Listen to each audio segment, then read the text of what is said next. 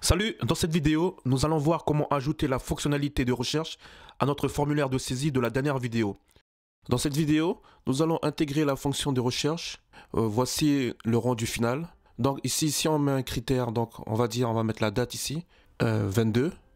Et on enchaîne avec un matricule, 8K, ça va suffire. Et en troisième critère, on va mettre l'heure, donc 07. Voilà, maintenant voyons comment faire. Nous allons annuler ce que nous avons mis en place dans l'autre vidéo pour afficher les données saisies dans la liste box. Dans la propriété ressources, là, ici, à la place, nous allons adopter une approche différente en utilisant le langage VBA d'Excel. Nous allons faire une dernière chose avant de commencer le code VBA. Nous allons changer la valeur de colonne heads, ici, là. On va le passer à false. Donc on va retirer les en-têtes de la liste box. Puis, nous allons ajouter les textbox pour effectuer les recherches. On va prendre une textbox là, on va appuyer sur CTRL plus la touche D et on va se déplacer sur la droite, ce qui va dupliquer notre textbox. Voilà pour la textbox 2 et voici pour la textbox 3. Ok, on va passer au code. Donc, on va se rendre sur la textbox 1, on va cliquer dessus. Voilà, pour commencer, on va récupérer la fonction call show data. Ici, on va faire un copier. Coller. Donc la fonction call show data sert à afficher les données dans la liste box, ici. Et on va passer à notre première déclaration. Donc on va commencer par dim. Donc on va créer une variable ligne avec un type de données, on va mettre integer, donc ce sont les chiffres, et on va créer une deuxième variable dim linscount avec le même type de données. On va continuer avec la variable listCount1. On va faire un copier-coller. On va ajouter la propriété listbox1.listCount.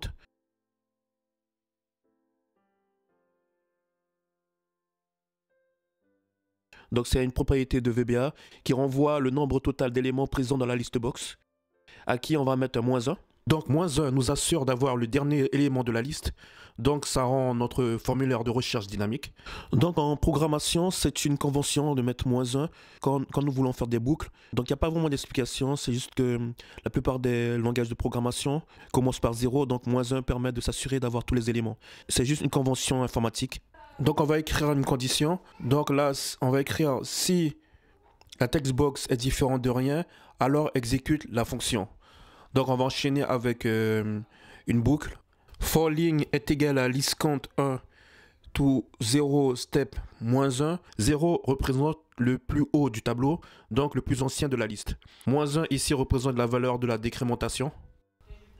Encore une fois, on va écrire une condition if avec la fonction instr. C'est la fonction de recherche de VBA. On va lui dire de chercher dans la liste box en mettant 1. En général, instr, il faut lui désigner une position dans un mot, mais là, la liste box est indivisible, donc on met 1.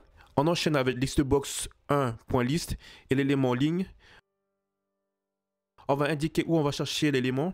Donc il faut comprendre là que 0 est la colonne 1 à vrai dire. Donc on va taper textbox 1 est égal à 0. Donc 0 ici est juste un indicateur de résultat. S'il y a correspondance avec ce que je tape dans la textbox 1, il va afficher ou sinon il envoie comme résultat 0 et il va écarter les intrus. Donc listebox 1 remove item ligne, il va retirer les intrus de la listebox 1 s'il y en a. On n'oublie pas le next ligne, on ferme la deuxième condition, on enregistre et on va faire un essai.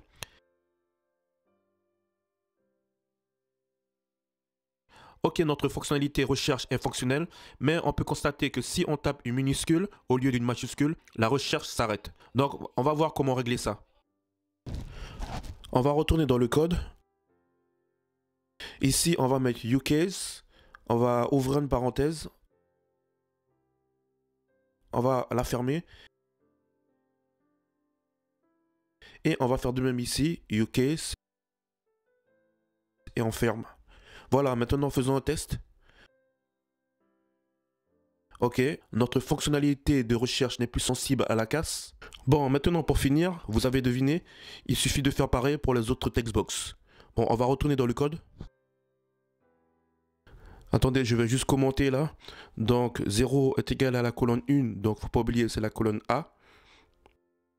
Donc on fait un copier. On va retourner sur la textbox. On va coller et on va faire les modifications qu'il faut. Voilà. On met 2 ici. Ici, on met la colonne 1.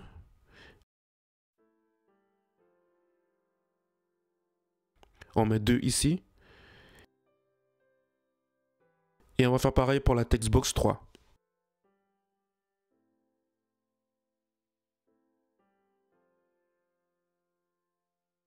Voilà, on fait les modifications qu'il faut.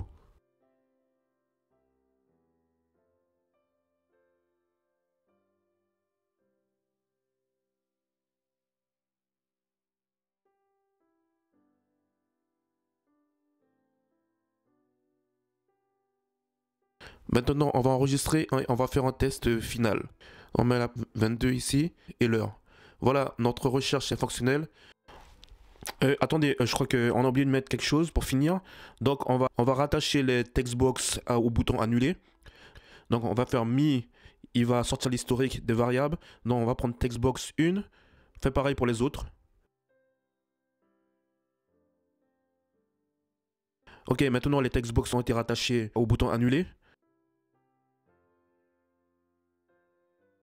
Voilà, notre fonctionnalité de recherche est fonctionnelle. Merci d'avoir suivi cette vidéo. Ciao!